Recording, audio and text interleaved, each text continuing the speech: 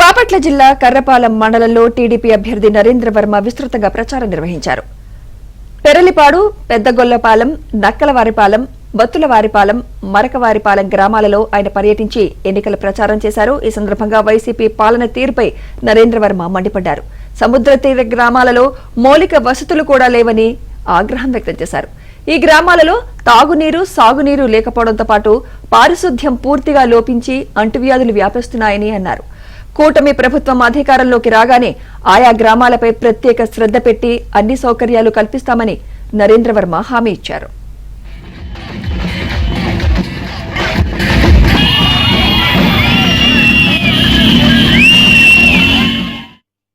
ఈ పెదగొల్లపాలెంలో రాబోయే రోజుల్లో మంచి మెజార్టీతో ఇక్కడ మేము ముందుకెళ్తున్నాం.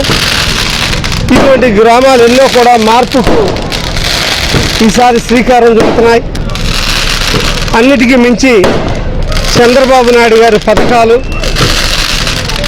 10 మందిని కలిసి మాట్లాడే విధానం, ఆయన ఉద్యోగ భద్రత,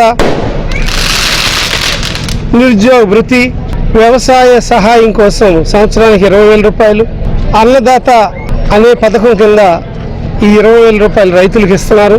అలాగే యువగళం పేరుతో నిరుద్యోగ వృత్తి సంవత్సరానికి నెలకి 3,000 రూపాయలు చొప్పున ఇస్తున్నారు.